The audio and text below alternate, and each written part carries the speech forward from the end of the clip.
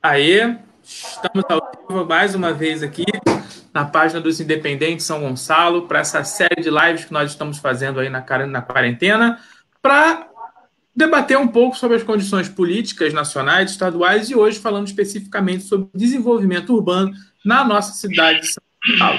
Hoje aqui comigo tem o companheiro Marcelo Saraiva, que está ali embaixo, professor, historiador, e como convidado, hoje temos Adalto Mendonça, que é doutor em desenvolvimento urbano, específico na cidade de São Gonçalo, e vai conversar com a gente hoje sobre quais as saídas, quais as perspectivas dele para o desenvolvimento da nossa cidade de São Gonçalo.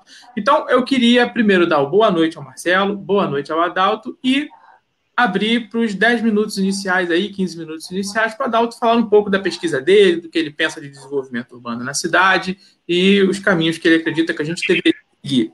Contigo, Adalto. Boa noite. Boa noite, Marcelo Almeida. Boa noite, Marcelo Saraiva. Boa noite vocês que estão assistindo. Queria agradecer esse convite, essa oportunidade de trocar conhecimentos, propostas, dúvidas, enfim, questionamentos. Eu pesquiso São Gonçalo desde a década de 90, mais precisamente 91, quando entrei na Universidade Federal Fluminense. Depois, no final da década de 90, fui para a UFRJ para fazer o mestrado na área de Sociologia Urbana e Planejamento Urbano, já com a preocupação de trazer algum retorno para a cidade de São Gonçalo. Na época, meu questionamento era os altos índices de desemprego, de violência, falta de saneamento básico, problemas da saúde, de transporte, habitação, enfim, de urbanização como um todo. E eu fui buscar as respostas. Primeiro mergulho, a gente faz o mergulho na história e a gente vê uma história que foi bonita no seu começo, como uma cidade promissora de agricultura, depois de indústria, e depois cai da desindustrialização e no processo agora de crescimento do setor de serviço, e agora uma crise também no setor de serviço por conta dessa crise mundial de 2019 e por conta ainda da piora dessa pandemia também do final da década de 19. E fui estudando, e até hoje, essa preocupação, o porquê desse crescimento desordenado, desorganizado, com a ausência de planejamento. A primeira explicação que me veio já na década de 2000 é a ausência de planejamento planejado. É aquela cidade que é deixada de lado, é abandonada, ela é uma cidade que vive como se fosse uma cidade nos seus projetos de pensamento das suas elites dirigentes ou das suas burguesias comerciais, como uma cidade auxiliar para fornecer força de trabalho para Niterói e Rio de Janeiro, principalmente a partir da década de 70, com a ponte Rio-Niterói, de 80, a cobertura da BR-101. Isso foi assim, os processos de migrações são antigos. Da década de 50, um grande processo de migração por conta do trabalho na indústria, da década de 60 também, grandes loteamentos como Jardim Catarina, Trindade, Alcântara, e todos esses processos são marcados por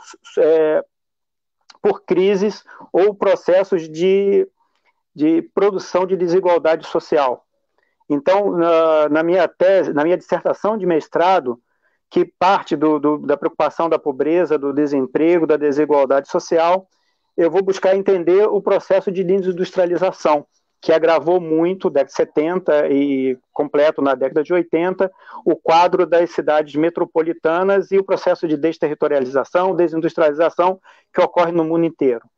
As explicações são variadas, porque mudou a matriz de produção, porque mudou a tecnologia, foram vários processos de transição, processo de globalização, de criação de mercados, de união de países, etc. Mas você tem uma especificidade em São Gonçalo, que ela continua atraindo populações que buscam moradia a baixo custo, terrenos para sua autoconstrução a baixo custo e proximidade do Rio de Janeiro e Niterói. Isso reafirmando aquele velho jargão da cidade dormitório, aquela cidade que você passa o dia inteiro fora e à noite você vai fazer compras no mercado, leva as compras para casa e você não tem um shopping center, que você não tem um centro comercial e a centralidade de bairro. Na década de 90, isso vai ser mudado um pouco. Você tem Carrefour, que é inaugurado ali na divisa com Neves, depois você tem o Shopping São Gonçalo, depois você tem o shopping que depois virou o Partage, que é o shopping do centro. Você tem uma tentativa de uma nova centralidade. Na década de 2000 também, que é o ponto de inflexão, você tem um planejador que criou um plano interessante para São Gonçalo 2000, que foi o antigo prefeito do Rio de Janeiro, Luiz Paulo Conde. Por isso que eu falei na época sobre o impacto dos trabalhos do César Maia no Rio de Janeiro, que foi uma liderança que pensou Rio de Janeiro com a mudança e a transformação urbana. Aí você tem no Rio de Janeiro o Rio Cidade 1, Rio Cidade 2, eu trabalhei nesses projetos, Rio Cidade 1, Rio Cidade 2, trabalhei no PEU, no Plano de Estruturação Urbana, depois teve o Favela Bairro, eu não trabalhei no Favela Bairro no Rio de Janeiro, mas eu trabalhei no POUSO, que é o Posto de Orientação Urbanística e Social, eu trabalhei na Favela da Maré, 1 ano e meio, mais ou menos, como sociólogo residente, e a partir da minha dissertação eu tentei trazer esses novos instrumentos, também a análise do plano diretor, como instrumento de reforma urbana, para discutir em São Gonçalo. Mas, por incrível que pareça, a minha dissertação teve pouco debate nos meios políticos, porque o pensamento progressista, da qual eu faço parte, ele teve muito pouca penetração no município de São Gonçalo, apesar de ter sido um município operário, de organização de trabalhadores, de vários movimentos de luta, como o movimento de bairros, de associações de bairros, vários movimentos importantíssimos, mas na década de 2000 isso vai esfriando. Em 2017 eu retorno a discutir São Gonçalo, e vou fazer o doutorado também na FRJ, e eu vou discutir a revitalização. Vamos trazer possibilidade de transformação urbana, revitalização dos vazios, revitalização das ruínas industriais, revitalização dos antigos bairros. Fez um pouco mais de barulho do que a dissertação de mestrado, mas mesmo assim a cidade já com um inchaço muito grande, um orçamento muito, muito pequeno. Ainda hoje tem um orçamento de cerca de 1 bilhão e 100, 1 bilhão e 200 milhões, muito, muito pequeno, inferior a Maricá por conta dos royalties, inferior a Niterói por conta dos royalties, por conta do comércio. E parece que a preocupação continua. Como a gente pode trazer novas formas de planejamento, novas formas de pensamento para uma cidade que cada vez cria mais dificuldades, cria mais empecilhos à sua própria possibilidade de solução das crises.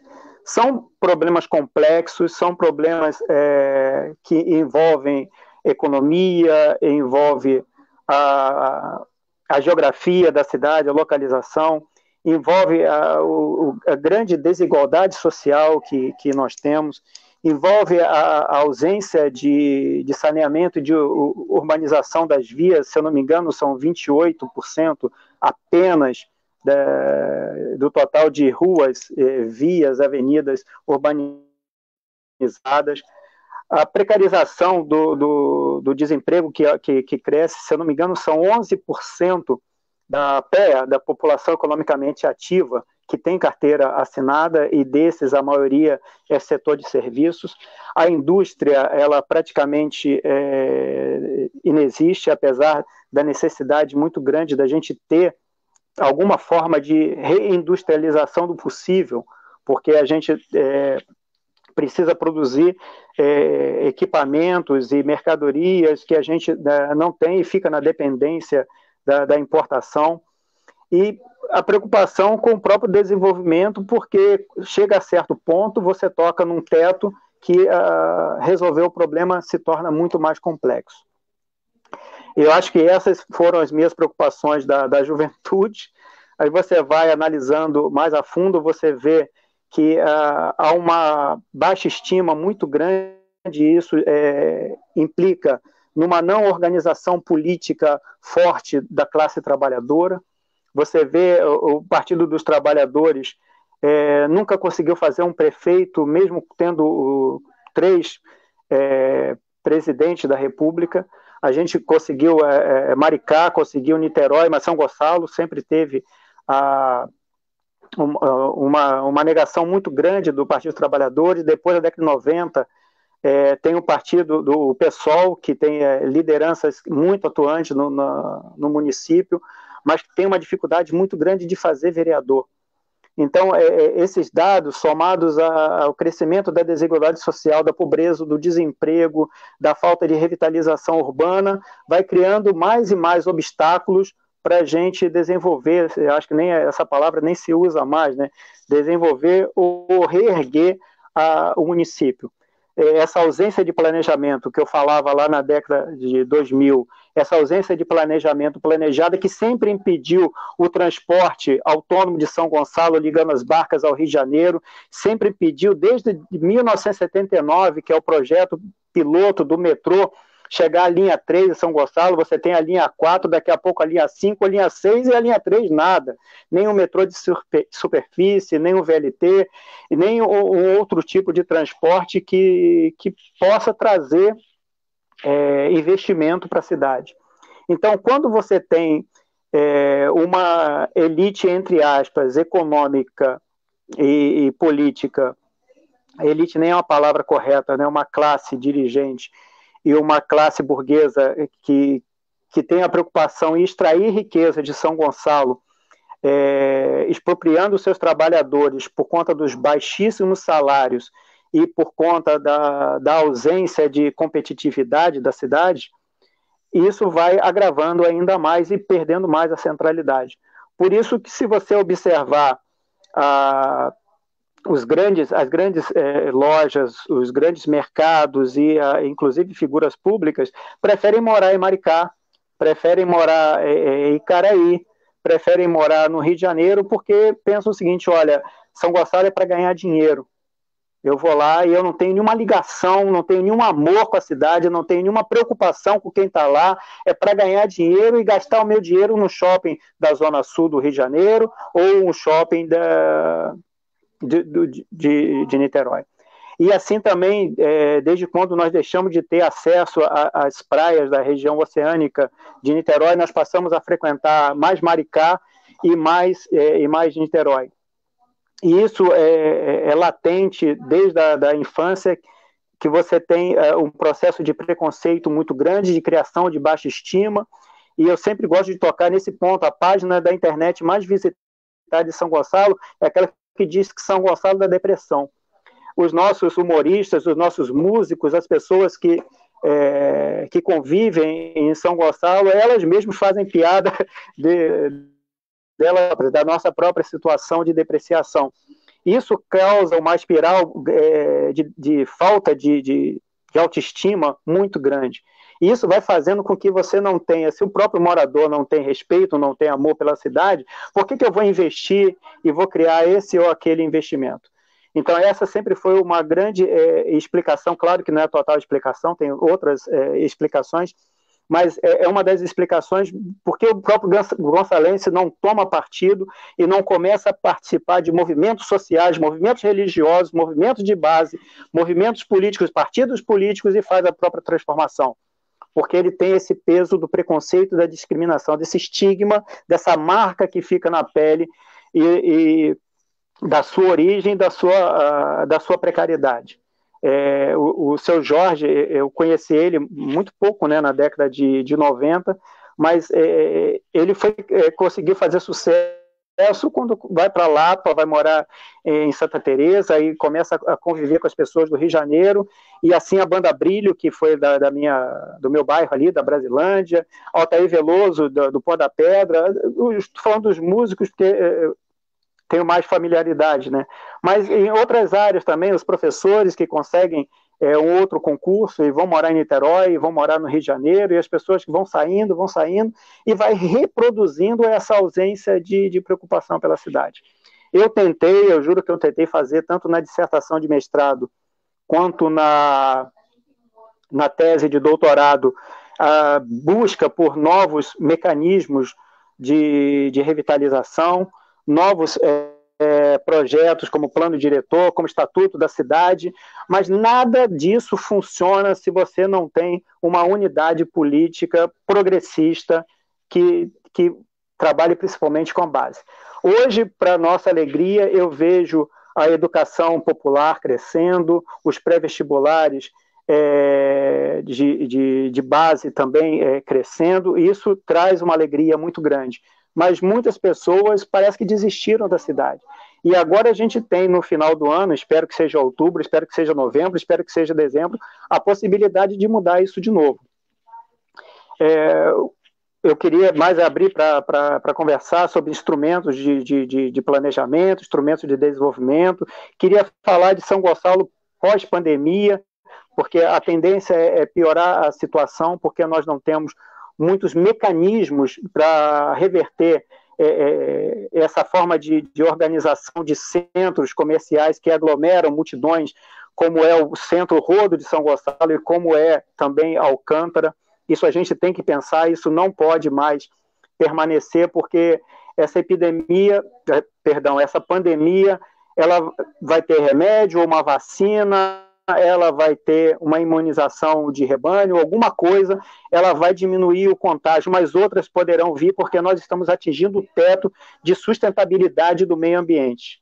A forma como nós estamos explorando as nossas florestas, derrubando as nossas matas, cultivando em áreas que não deveriam ser cultivadas, expropriando os antigos moradores da floresta amazônica, as tribos indígenas, e destruindo, desmatando, só vai trazer mais e mais vírus e outros problemas que a gente nem passa pela cabeça. É aquela metáfora do cisne preto, eu nunca vi, não sei, não conheço, mas pode acontecer, e está acontecendo. Essa pandemia desse coronavírus veio para mostrar que nós devemos mudar o nosso modo de viver, nós devemos mudar o nosso modo de extrair recursos desenfreadamente, esse desenvolvimento desumano que parece que não tem fim, que só produz pobreza, miséria, e agora chega a necropolítica. Uma política que produz a morte dos negros, a morte dos jovens, a morte das pessoas que moram em comunidades, como a gente tem visto em São Gonçalo e Rio de Janeiro, e aumentando, chega a 65 mil mortos por ano, são 180 mortos por dia por conta da violência. Muito mais do que acidente, muito mais do que essa pandemia, que já chegou hoje, eu vi 44, 45 mil mortos. Então, essas preocupações com os rumos que a gente quer para a cidade, também são as preocupações para os rumos que a gente quer para o mundo. Que mundo é esse de capitalismo selvagem? Que mundo é esse sem empatia? Que mundo é esse sem respeito ao próximo? Então, não adianta pensar em desenvolvimento de São Gonçalo, porque ela está ligada a esse mundo globalizado, queira ou não, isso não tem retorno. Professor, e a gente pode discutir, vou passar para vocês. Fala, Marcelo. Professor, desculpe aí, mas o senhor coloca tantas questões provocativas, vamos dizer assim, que eu aqui, né, com a minha ansiedade, tive que cometer uma deselegância e lhe cortar. Até para a gente poder... Foi ótimo. Até para a gente poder continuar depois. Eu queria fazer várias perguntas que a sua explanação inicial provocou. Eu gostaria de fazer a primeira, né? Nós tivemos aqui em São Gonçalo, depois da construção da ponte Rio-Niterói, em 74, um fluxo migratório muito grande, ou seja, muita gente chegando a São Gonçalo, né?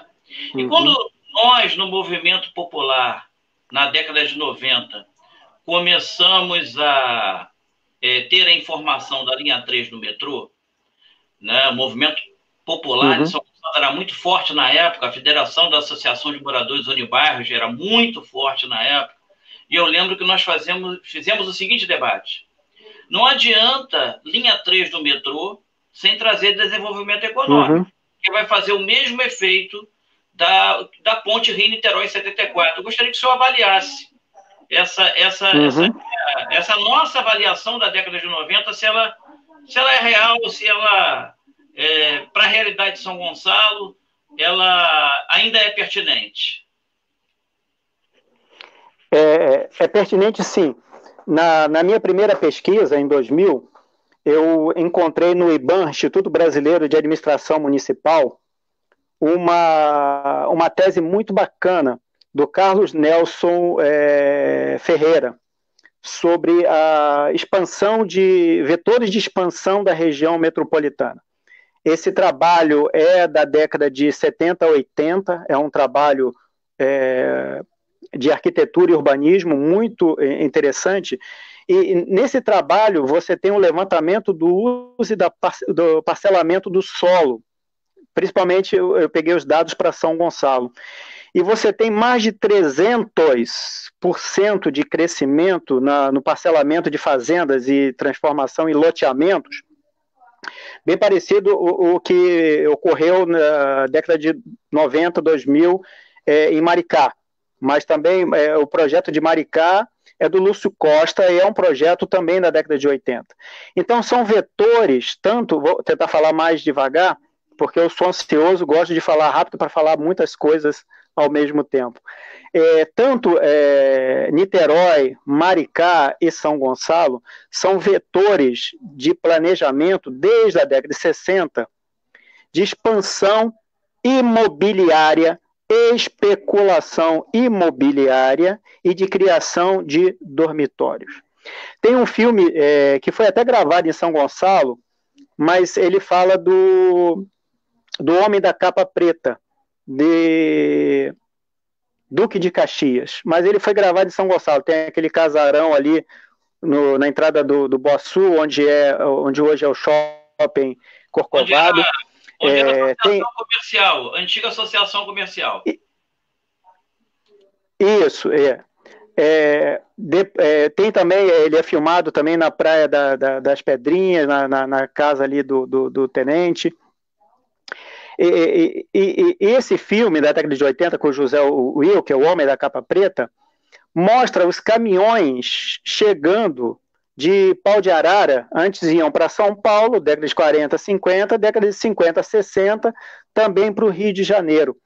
E o crescimento de Duque de Caxias se dá nesse momento, 50, 60, o crescimento de São Gonçalo, você falou da ponte de 72 e da BR-101, na 82, 83, mas esse projeto de expansão já é um projeto político, porque você está criando dois mecanismos de tirar proveito dessa população pobre, miserável.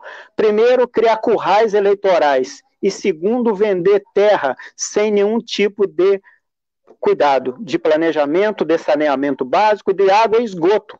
É o Deus dará. Eu vou vender a terra e esse pessoal vai comprar a manilha, vai fazer um poço e vai beber água suja e vai se virar.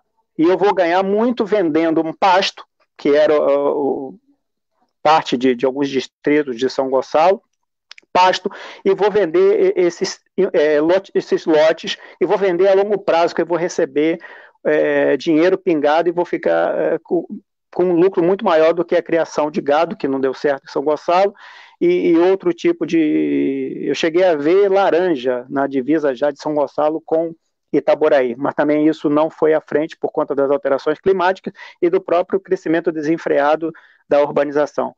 Quando essas pessoas que vêm as famílias do interior do estado, que não têm dinheiro para morar em Niterói, que até então ainda era a capital do estado, essas pessoas vão morar em São Gonçalo ou Maricá, essas pessoas não têm organização política e são guiadas por líderes populistas, que são aqueles políticos que prometem, ou prometiam, década de 50, 60, eu vou subir no trator e vou fazer a rua para você. Fazer a rua é fazer terraplanagem, não colocar manilha ou saneamento.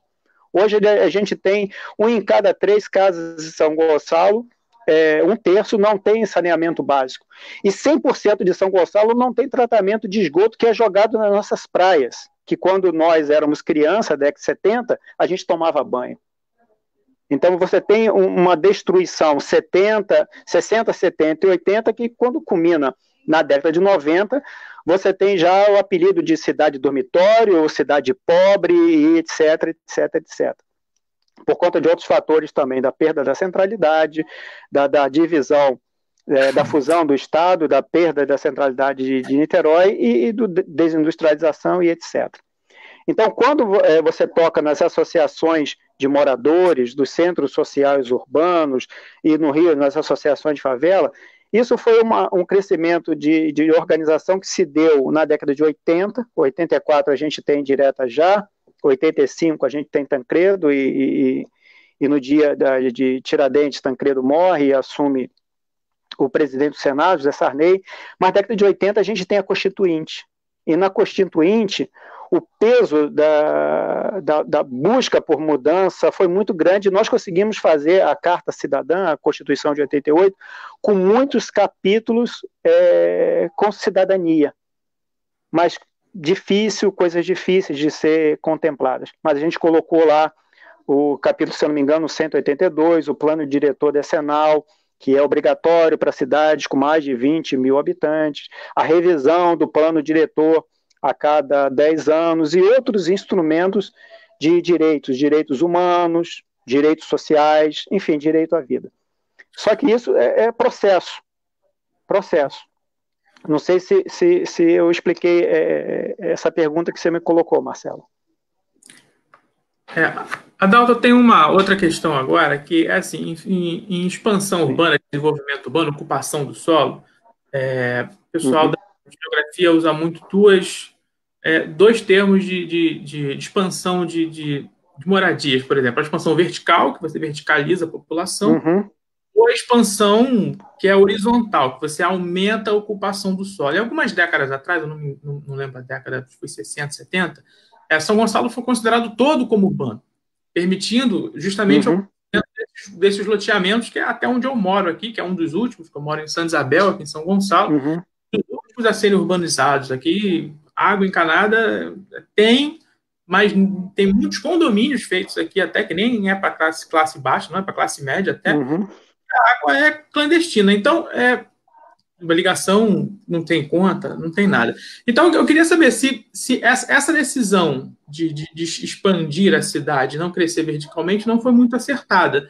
Mas uma vez ela tomada anos atrás, na perspectiva do desenvolvimento socioeconômico, o que poderia ser feito para tentar sanar esse problema de ter uma população tão espalhada num território tão grande como é São Gonçalo? Primeiro que isso já foi um crime, né? Você vender uma promessa de moradia, uma promessa de habitação, sem ter saneamento básico, sem ter drenagem e sem ter o principal, que é a água potável. Isso já é um crime. Segundo, você fazer loteamentos sem o espaço para a escola, sem o espaço para a praça, sem o espaço para o verde. Isso também é um crime, porque você vai adensar a cidade e ela não vai ter uma boa qualidade de vida, não vai ter um ar para respirar, como é o ar péssimo de São Gonçalo. Segundo, que isso provoca uma especulação imobiliária muito grande quando você horizontaliza a cidade, porque você vai jogar para o condomínio de trás, para o loteamento de trás, e assim você vai alcançando espaços que eram ali perto de Santa Luzia, produtores de laranja.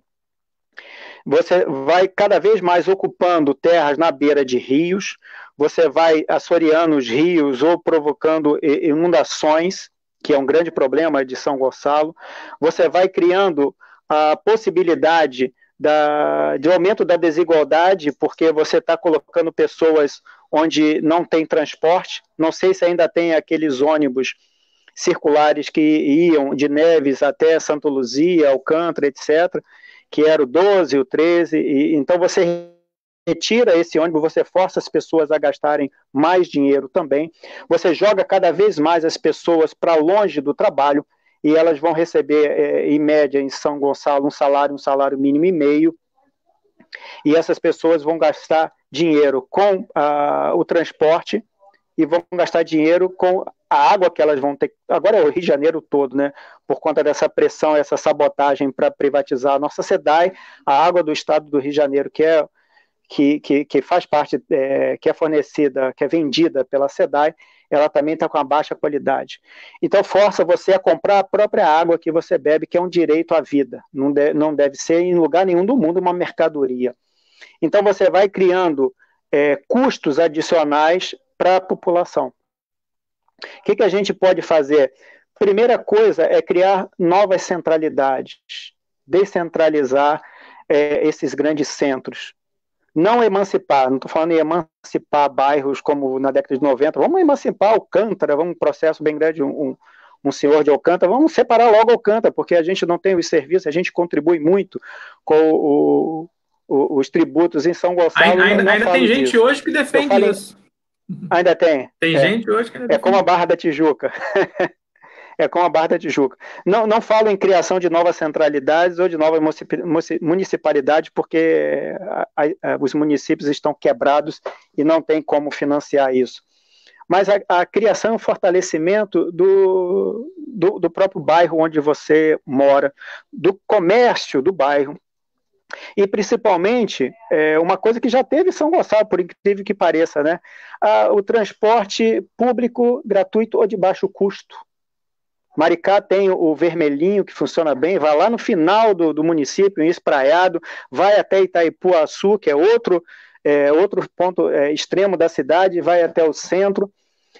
Nem falo no transporte gratuito, mas de baixo custo, que seja os antigos CT6, que eram C10, C15, C12 no Rio de Janeiro. E em São Gonçalo nós tivemos, não sei se ainda tem aqueles ônibus circulares, o 12, o 13, não sei se ainda tem, porque eu não pego mais esses ônibus.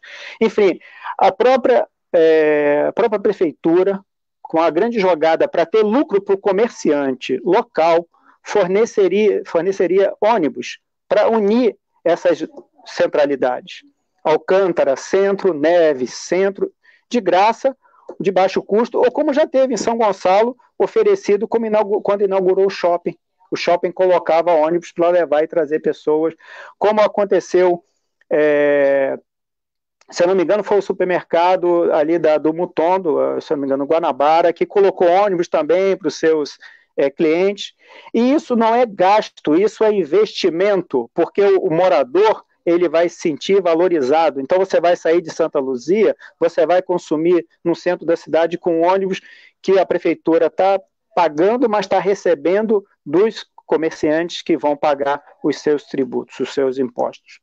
E você vai ter mais apreço para consumir em São Gonçalo, porque isso pode ser um fator de atratividade de novos comércios, de novas lojas, shoppings, empresas. E você não vai gastar o dinheirinho em Niterói, que Niterói fecha as portas quando a gente precisa. A gente viu isso na pandemia, e era até uma piada de infância, que a gente, quando ia para praia em Graguatá ou Icaraí, a gente sempre ouvia: vamos criar um muro para separar esse povo de São Gonçalo das nossas praias de Niterói. A gente sempre ouvia isso. E essa pandemia parece que trouxe esse fechamento, cercamento de Niterói. Claro que tem a boa justificativa para não contaminação e etc. Só entrar os moradores e os trabalhadores de São Gonçalo, que são úteis, que são os trabalhadores do comércio, da saúde, da segurança, etc. Mas isso reflete muito o que a gente faz. A gente ganha quando trabalha, ganha o dinheiro trabalhando em Niterói e Rio de Janeiro, e deixa o dinheiro lá, deixa o ICMS lá, e não gasta em São Gonçalo, porque não tem essa atratividade do transporte público, coletivo, e de preferência de baixo custo ou até gratuito, como é o caso de Niterói, de Maricá. Professor, sim, permita, nós estávamos conversando com os bastidores antes de começar a nossa live. Eu sou da região de Neves, né? E eu vi a Jaime, depois a Gerdau, né? Siderúrgica, que eu até trabalhei na Gerdau. Sim. Vi também, quando criança, também a Companhia Fluminense de Tecidos, né? No Barreto, que faz fronteira com Neves. Né? Barreto. Né? Manufatura. Isso. E hoje, inclusive, a Manufatura, depois bancou, né? Um time de futebol na primeira divisão, com a ADN, Associação Desportiva Niterói. Tinha muita força, inclusive tinha um estádio. ali no Dr. Marcha, né, que hoje está abandonado, o estádio Assad Abdala. Uhum. Bom, mas voltando à questão de São Gonçalo, né, muito por conta desse processo de desindustrialização, o que é forte em São Gonçalo é o setor de serviços, né? Uhum. E como que o senhor analisa essa realidade, né? São Gonçalo, conhecida como, no início do século XX, como a Manchester Fluminense, né? Sofre um processo de desindustrialização e hoje a realidade é o setor de serviços.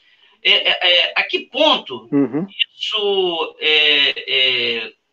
cria dificuldades econômicas e, consequentemente, cria dificuldades para o processo de urbanização da cidade? São vários fatores. A gente tem que pensar também, né, o crescimento do setor de serviços foi uma aposta do mundo inteiro por conta da desindustrialização, da desterritorialização das indústrias de tecnologia, das indústrias de mão de obra barata que foram para a China, porque concorrer com o preço da mão de obra da China ainda hoje é complicado. Mas nós perdemos soberania por conta das nossas indústrias de importância. Por exemplo, hoje a gente vê, com essa crise da pandemia, do coronavírus, a necessidade de máscara. Nós tivemos um polo muito importante, que ainda está lá, a Rua da Feira em Alcântara, mas nós tivemos um polo muito grande de costureiras locais. Essas costureiras e essas lojas foram substituindo por conta de produtos que foram importados da China. Nós temos o polo industrial, polo têxtil, aliás, de costura, dali da Trindade, de Nova Cidade. Eu tenho quase certeza, não estive lá visitando, mas eu tenho quase certeza que eles produziram máscaras. Mas eu não sei a escala, porque para você ter retorno, você tem que ter escala. E você tem que ter uma operação pactuada com a prefeitura, ou com as prefeituras, aí eu falo em consórcio também de prefeituras, para compra desses produtos. Por exemplo, Maricá tem terreno agriculturável. Esse terreno pode ser utilizado para produzir alimentos que serão comprados, e já tem uma secretaria já pensando nisso, do Diego, para que esses alimentos sejam comprados e utilizados na merenda escolar. Porque nós não podemos ter nossas indústrias têxteis produzindo uniformes e produzindo todo tipo de equipamentos como EPIs e eles terem uma prioridade de serem vendidos ou para a Prefeitura de São Gonçalo ou para um consórcio de prefeituras. Porque pensar numa solução de desenvolvimento pós-pandemia, numa crise mundial, onde a gente tem uma estimativa de PIB negativo, chega a 9 pontos, se nós não unirmos forças com Niterói, com Maricá e com Itaboraí, a gente vai ficar mais isolado do que está. E aquele problema todo de baixa estima e falta de perspectiva vai piorar. E piora junto à violência e junto com a violência o extermínio dos nossos jovens. Então é bom nós pensarmos em soluções não para revitalizar toda a indústria, como foi a indústria de Neves e do Barreto, isso é impossível. Até porque os espaços já foram ocupados, no Barreto com condomínios, em Neves o supermercado Carrefour, depois o outro supermercado ali do lado. A Gerdau também está virando um condomínio também. A Gerdau virou empreendimento imobiliário, condomínio. Isso. Então isso é irreversível, não tem como reverter. Mas a gente tem Alcântara ainda como uma centralidade, Nova Cidade, Trindade e o Rodo de São Gonçalo. Então, perspectivas de desenvolvimento ali passam por novos pactos com a direção local, com a prefeitura, e também um pensamento já agora para essa eleição agora, que a gente pense em agir coletivamente. Não perdendo a nossa autonomia, mas agindo coletivamente naquilo que a gente pode extrair de positivo de Niterói, de Itaboraí e de Maricá. Aí a gente tem vários exemplos positivos. A segurança de Niterói melhorou, a economia e o desenvolvimento econômico-social de Maricá melhorou muito, Itaboraí tem lá o projeto do Comperj, quem sabe um dia o mundo mude e a gente consiga retomar aquilo ali, não sei, tudo é possível, depende da China sair agora erguida após a crise mundial, essa crise terrível que a gente está vivendo, nunca vivida antes no nosso país, muito parecida com a crise de 29. Então a gente vai ver o que a China também pode precisar de indústria. A gente teve, na década de 80, a indústria naval, que atraiu muitos trabalhadores da região, São Gonçalo, Itaboraí, Maricá e Niterói. A gente teve a retomada da indústria naval a partir de 2000, com o presidente Lula, mais de 15 navios foram construídos. A gente tem uma carência muito grande de formação profissional, técnica em São Gonçalo. Se você observar a pirâmide etária de São Gonçalo, nós temos a maioria de 15 a 35 anos de idade produtiva, idade que se você olhar as estatísticas de violência, são os que mais morrem e são as pessoas que estão na flor da vida, na idade mais produtiva. Então a gente tem que pensar, junto com Niterói, junto com Maricá, junto com Itaboraí, criação de consórcios de educação educação profissionalizante para essa população. Se eu não me engano, Maricá está fazendo isso e está dando certo. Professor, enfim, pensar coletivamente e agir individualmente, sim. Você falou aí do que o Marcelo também tinha dito, que é impossível retomar o polo industrial de Neves porque os territórios estão ocupados com outra coisa, né? O que a gente tem hoje na cidade é um distrito industrial, pseudo-distrito industrial em Guaxindiba, que não tem muita coisa lá, infelizmente. Sim, do Codim, década de 80 também. Muito se tem uma perspectiva de que aquilo poderia realmente virar uma potência industrial ali, a região, depois do efetivo funcionamento do Comperj, né? Então, você falou da região do Alto, eu lembrei desse Guaxindiba, que é perto ali. Então, qual seria a melhor saída para esse polo de Guaxindiba, que também é uma região muito empobrecida, né, com uma mão de obra, bastante gente morando lá, para alavancar esse desenvolvimento desse polo industrial? Seria apenas com o Comperj ou teria possibilidade de saída para esse polo industrial funcionar? Se eu não me engano, o projeto ali é da Codim, da década de 80, e a partir da revitalização da descoberta do pré-sal e da revitalização da indústria naval, seria, a princípio, para indústria secundária ao petróleo, com polímeros, indústria petroquímica, indústrias secundárias à refinaria. Maricá, sabiamente, já viu que se desse certo a exploração do petróleo, está dando certo, o Campo Lula é o nosso maior campo de exploração de petróleo, essa refinaria do Comperj e o polo petroquímico iria fazer a transformação. E para onde seria escoado essa produção, já que a Baía de Guanabara não tem calado para navios de grande porte? Maricá já pensou e já separou o território, se eu não me engano, de Jaconé para a criação de um porto. E São Gonçalo, por ausência de porto molhado, a possibilidade também de um porto seco. Isso ficou ainda em aberto, porque nós tivemos a crise da indústria, nós tivemos a venda, os leilões da Petrobras e perdemos muito com isso. Mas os terrenos ainda estão lá. E o Comperj pode ser que seja retomado. Isso depende dessa disputa pela hegemonia mundial entre os Estados Unidos e a China.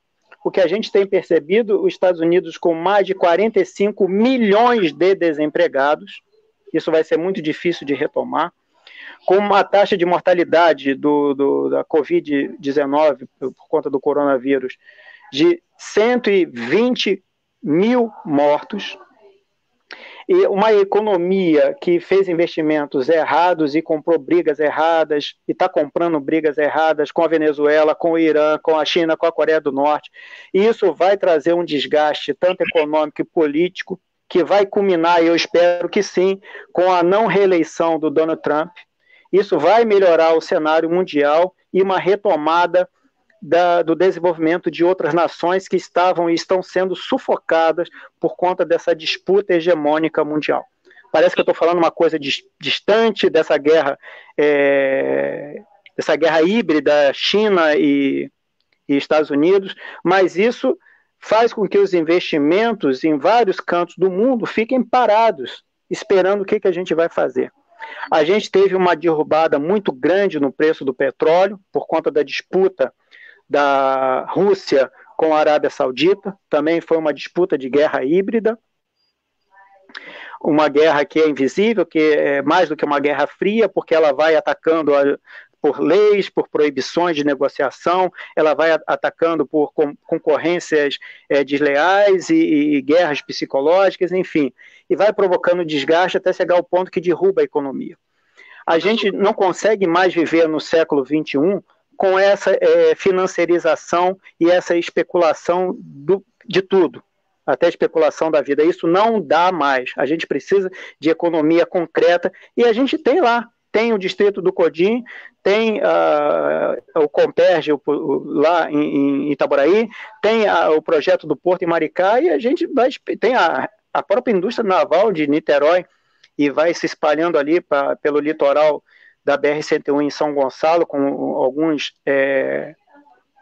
estaleiros, e a gente pode, sim, retomar essa forma de desenvolvimento, mas que não seja o mesmo desenvolvimento predador e destruidor. Isso, espero que a gente veja isso um dia. Professor, eu queria fazer uma pergunta. Eu dei uma olhada na sua tese de doutorado, e ela... O título dela, né, é as transformações socioeconômicas no eixo Niterói, Manilha, São Gonçalo. E aí, quem é da região de Neves, Gradinho, sabe que antes da Niterói Manilha, quem foi criança na década de 70, né, em Neves, Gradinho, sabe que a indústria pesqueira era muito forte, em colônia de pescadores, etc., né? E, consequentemente, a indústria, né, de venda de enlatados de pescado também era forte, né? Tinha coqueiro, etc. Que era também uma fonte de recursos para a prefeitura muito grande, através de impostos. Tenho uma curiosidade de saber, até porque, do ponto de vista ambiental, eu tenho convicção que foi uma tragédia. Agora, do ponto de vista do desenvolvimento urbano e econômico, a construção da Niterói Manilha foi só nefasta para as colônias de pescadores ou fez mais estragos aí por esse eixo aí da Niterói Manilha? Eu acredito que o estrago já estava feito quando houve a redução do pescado. Os custos para você trazer peixes dos mares de Santa Catarina e do Sul, para você transformar isso na sardinha enlatada, no produto. A concorrência também com outros países que conseguem produzir o mesmo alimento com menor custo. A mão de obra sempre foi barata em São Gonçalo. Eu conheci trabalhadores da Coqueiro, trabalhadores de outras, até na minha família, trabalhadores da Piracema e de outras indústrias de transformação de pescado, e o salário sempre foi baixo, sempre foi um salário de um salário mínimo, no máximo 2 salários mínimos. Então não foi o custo, e sim a localização, o preço, e aliás o custo para você trazer pescado e transformar, e a concorrência também. A questão do crescimento do entorno, se você olhar algumas fábricas ali passando pela BR-101, você vê que algumas fábricas estão do lado de comunidades ali do Salga, ali de Neves. Então o crescimento imobiliário também atropelou o escoamento das indústrias, também atropelou toda a possibilidade de expansão. Então, se você não tem o produto, que é o pescado, se você já tem o mar todo poluído, como é a Baía de Guanabara, já a partir da década de 80, se você não tem planta fabril e possibilidade de melhorar essa planta, você vai cada vez mais depreciando, perdendo valor e competitividade. Mesmo ainda o que existe lá é difícil para competição, porque você tem um mundo globalizado e você transporta alimentos, produtos, commodities de um lugar para outro pelo avião. A BR-101, ela serviu, foi muito útil, ela ainda é útil, não só como transporte de passageiros, mas transporte de cargas, porque ela une o Brasil de norte a sul. Era necessário a construção desse trecho da BR-101 Norte, que a gente chama de BR-101 Norte, sim. E ela trouxe benefícios para São Gonçalo. Ao mesmo tempo, também trouxe a expansão, e se você observar, ela corta até Jardim Catarina, Gaxindiba, vai cortando os territórios ao meio, e vai produzindo mais possibilidades de loteamentos, ao tempo que você vai jogando a classe trabalhadora para longe. E essa classe trabalhadora pega um ônibus lotado e fica 3, 4 horas no ônibus lotado, às vezes em pé, para o Rio de Janeiro, vai e volta, e passa ali como apenas uma vitrine. São Gonçalo passa a ser, então, para quem mora Alcântara para lá, uma vitrine que você passa ali durante a semana e no fim de semana, no máximo, você vai fazer compra no shopping ou às vezes pega o ônibus e vai direto para Niterói. Então isso faz também a perda da centralidade, da importância histórica daqueles patrimônios históricos que a gente tem ali. Poucos gonçalenses conhecem a Ilha do Pontal, poucos gonçalenses conhecem a Ilha das Flores, vale a pena uma visita, nós temos guias que fazem a visita guiada lá. Poucos gonçalenses conhecem a belíssima, eu acho uma obra de arte, a nossa capelinha bonitinha lá da Praia da Luz. O próprio litoral ali da Praia das Pedrinhas, que tem uma beleza no pôr do sol incrível. Então a gente vai perdendo a identidade, vai perdendo os laços históricos e passa a não notar a importância da cidade. Quando perde essa importância, você também está perdendo a autoestima, porque você mora numa cidade que tem o quê? Ah, não tem nada. Tem museu? Não, não tem museu. Não tem patrimônio histórico? Não, não tem. A gente deixa destruir, como está acontecendo agora com a Capela do Columbandê, mais um crime, como aconteceu com a Fazenda do Engenho, que eu conheci, recuperada do Barão de São Gonçalo, do Belarmino Siqueira. Uma obra de arte, aquela fazenda foi ao chão.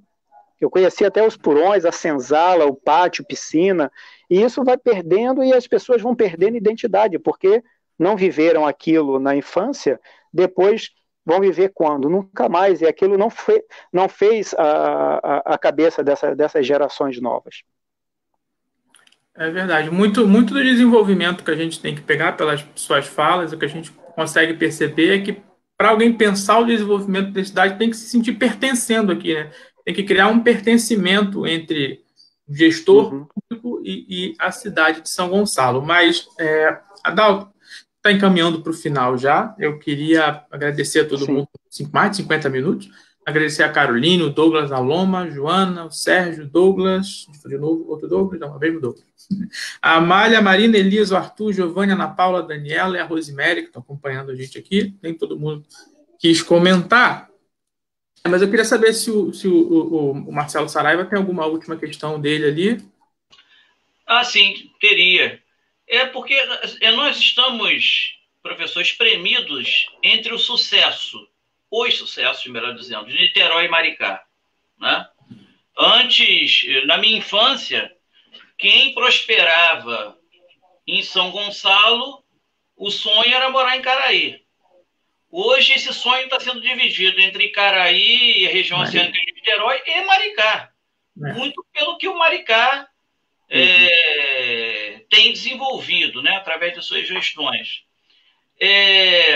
Então, nós estamos espremidos aqui. Nós somos primeiro que nós somos o primo pobre, né? Nós não temos dinheiro dos royalties, né? Nós perdemos a ilha d'água e redonda para o Rio de Janeiro. Isso diminuiu nossos royalties.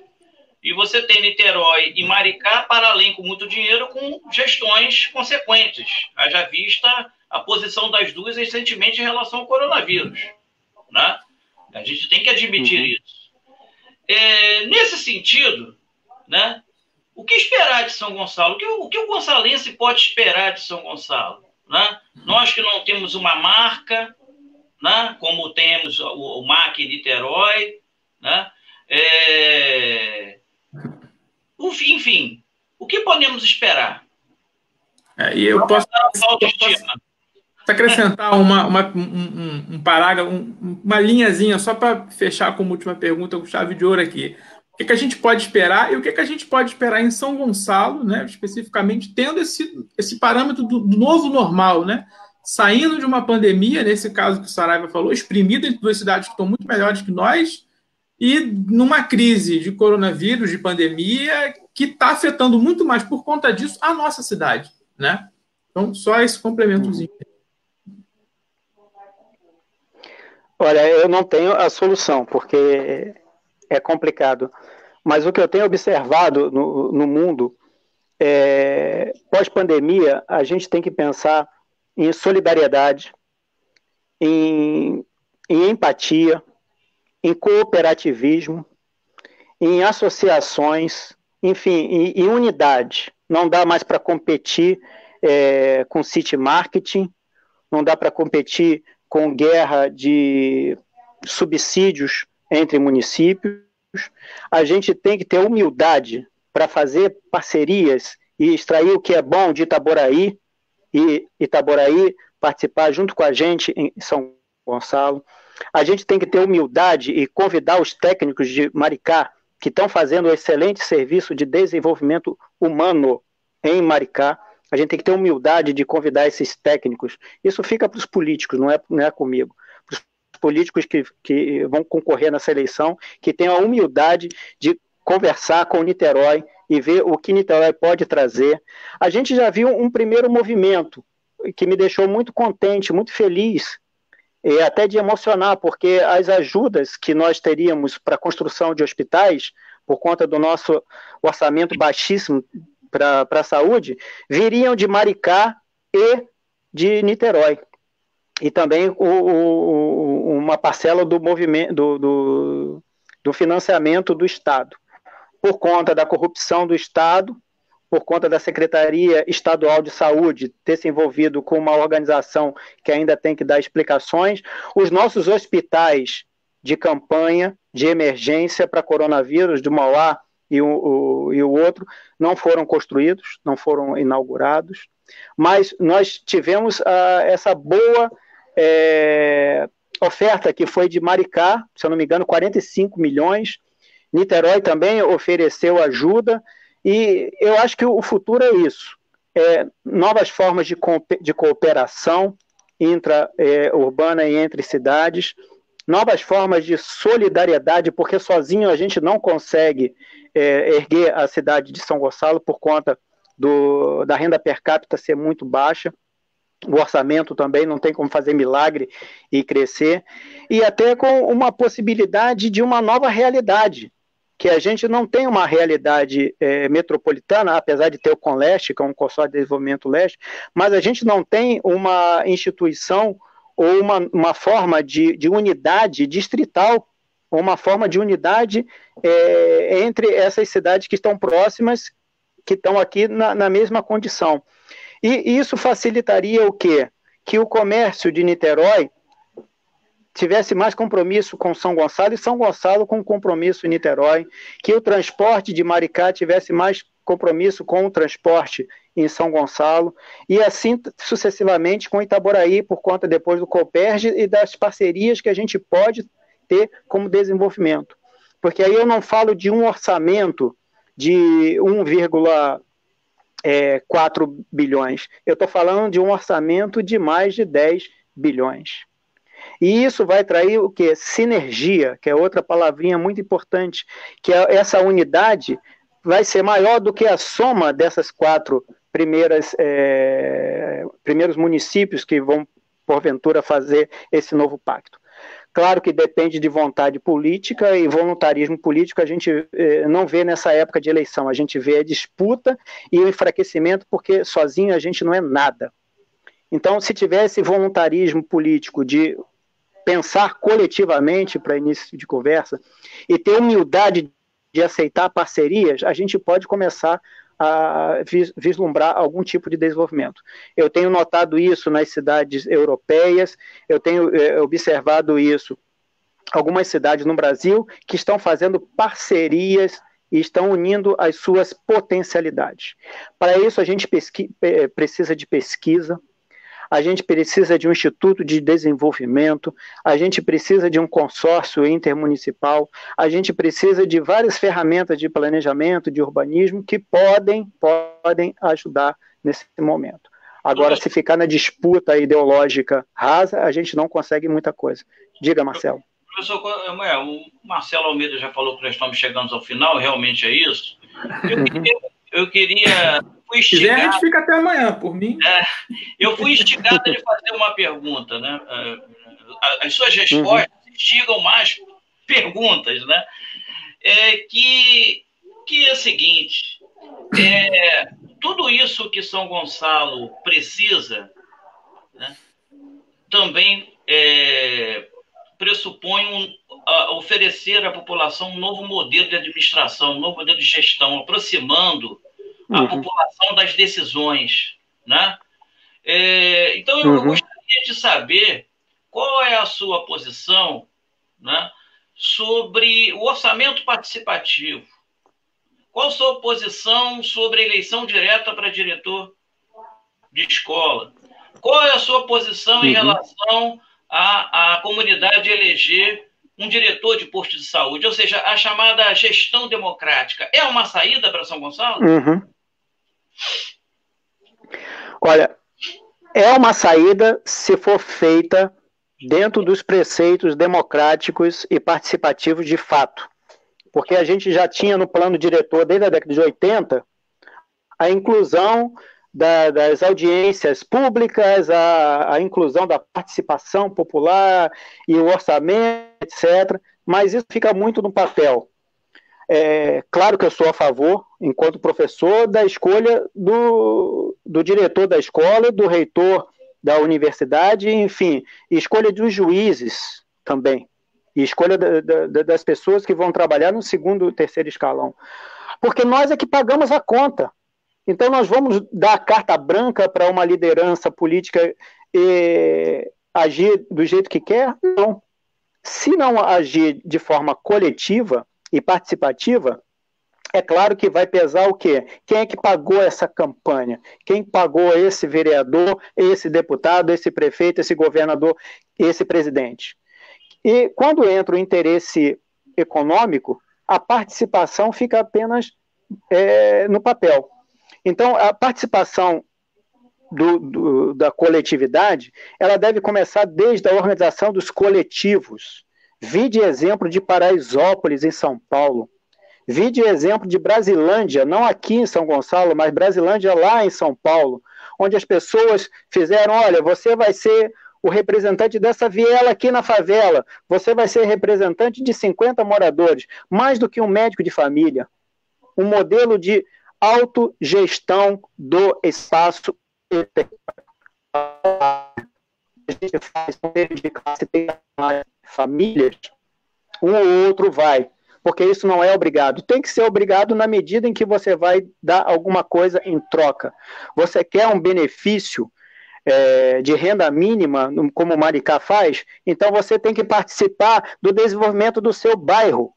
Você tem que participar de cursos de formação e qualificação, ou para sua família. Assim deveria ser, porque você tem que ter contrapartida. Quando você dá um benefício apenas de renda mínima, de inserção, ou uma bolsa disso, bolsa daquilo, a pessoa pega aquilo, vai comprar o seu alimento e fica agradecido. Depois, quando consegue alguma coisa, graças a Deus eu consegui. Graças a Deus não, graças ao seu esforço. Eu consegui passar no vestibular, graças ao presidente que construiu as universidades, que lutou para transformar esse espaço que era um terreno abandonado no Instituto Federal, como a gente tem em Neves. Graças à expansão do ensino médio, do ensino de base, etc.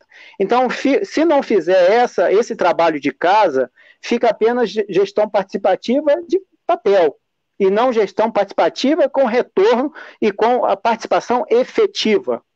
Eu tenho visto isso graças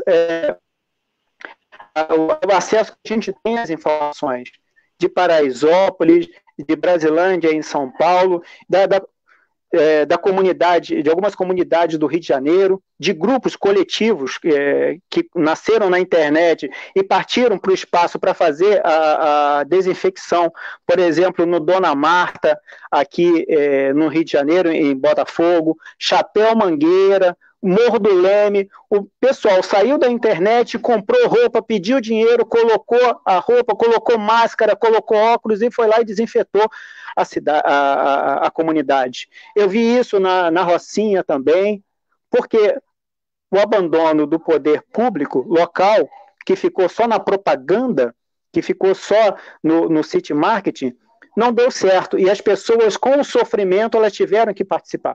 Espero que não seja pelo sofrimento, como a gente tem sofrido em São Gonçalo, que seja pelo amor à cidade, pela vontade política de mudar. Pois é, muito obrigado. Queria convidar todos que ainda estão conosco até esse momento para amanhã. Vamos ter uma live também aqui na página com o tema Segurança Pública e os Negros na Periferia, com o ex-comandante da PM, o Ibs Pereira, e o Marcelo Dias, do Movimento Negro Unificado. E na quinta também, às 19 horas, vamos receber o Eliomar Coelho, presidente da Comissão de Cultura da Alerj, para falar sobre os trabalhadores da cultura nesse tempo de coronavírus. Né? Eu também sou músico, por acaso, então não dá para tocar, para ganhar aquele...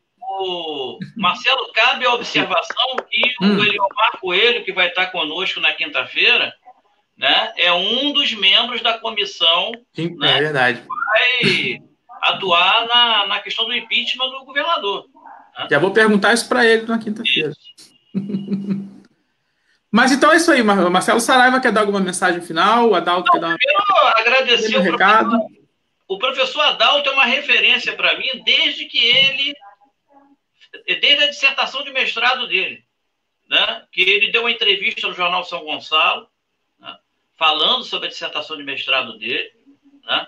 E eu recuperei o contato dele por uma indicação do Ricardo César, sociólogo, professor, né? Colega nosso, né? E comentei com o professor Adalto o seguinte: é muito difícil até achar alguém que queira estudar São Gonçalo. Então, o professor Adalto é uma espécie de extinção. Nós esperamos que, a partir do professor Adalto, outros queiram, né, ter o desafio de estudar São Gonçalo. Né? E junto ao que ele defendeu aí, junto a sociedade civil organizada, junto à população em geral, a gente possa, um dia, fazer com que a nossa autoestima vá lá em cima, né? Como nossos vizinhos, né? Niterói e Maricá. A gente não precisa esconder que a gente tem dificuldade mesmo de dizer que se orgulha em morar em São Gonçalo, não. Uma vez eu fui chamado a atenção por um vereador, que hoje nem é mais vereador, né? Quando eu, enquanto membro do Movimento Popular, fiz esses questionamentos. Né? Morador de Niterói tem o MAC, por exemplo. Nós temos o quê? Né? Isso citando só uma referência do ponto de vista turístico. Né? Poderíamos ter a Fazenda Culubandê, se ela fosse revitalizada, se tivesse cuidado. A gente tem mal aproveitado o maior tapete de sal de Corpus Christi da América Latina. Isso não é aproveitado por ninguém. Poderíamos ter um polo turístico na Praia das Pedrinhas, por exemplo, na Praia da Luz, com hotéis, etc., resort, enfim, toda essa modernidade. Eu acho que o pensamento pequeno, né, dos gestores da cidade de São Gonçalo, né, ele precisa ser substituído por algo revolucionário, né? Como diz o nosso amigo Josemar, São Gonçalo precisa de uma revolução. E essa é a palavra mesmo. A gente precisa de uma ruptura bem radical no modelo de administração para fazer com que a população se aproxime e a gente junto altere esse quadro, né, completamente nefasto da cidade de São Gonçalo. E o professor Adalto está de parabéns aí pelos seus estudos e pela sua contribuição. Nós agradecemos aí a sua presença na nossa live de hoje. Então, é isso aí. Marcelo Almeida, Marcelo Saraiva. Eu aqui agradeço. Vocês querem falar mais? Fiquem à vontade. Não. Agora é contigo, só a palavra final para a gente encerrar com chave de ouro. Isso. Eu vou tentar fechar com um pouquinho de esperança. Eu vi Niterói e Maricá antes de mudarem. Eu vi Maricá na posse em 2009, foi do Quaquá, só tinha uma vela na prefeitura. Sim. O prefeito anterior levou tudo, não pagou nem a conta da luz. Eu entrei na prefeitura, não tinha um computador, não tinha uma mesa, tudo destruído. E hoje Maricá se reergueu e foi antes dos royalties. Se você olhar Niterói, dava para nadar. Quando a gente saía do trabalho no Rio de Janeiro para pegar o ônibus ali no Terminal Norte, em Niterói, 1,5 metro de água. A gente tinha que nadar em Niterói na época do Moreira Franco, porque acabou com a prefeitura de Niterói, destruiu a cidade de Niterói. E hoje a cidade de Niterói reergueu. Então, vamos ter um pouquinho de otimismo, que como a gente viu, as cidades se reerguerem. Se não tiver planejamento, a cidade pode afundar. Então, é uma revolução, concordo com o Josemar, é uma revolução permanente. E se nós não tomarmos conta, vamos deixar para pessoas que vão roubar a cidade, vão levar nossas riquezas e depois não voltam nunca mais. Vão comprar suas casinhas, suas mansões em Maricá, em Cabo Frio, até fora do estado do Rio de Janeiro. Porque nós ficamos.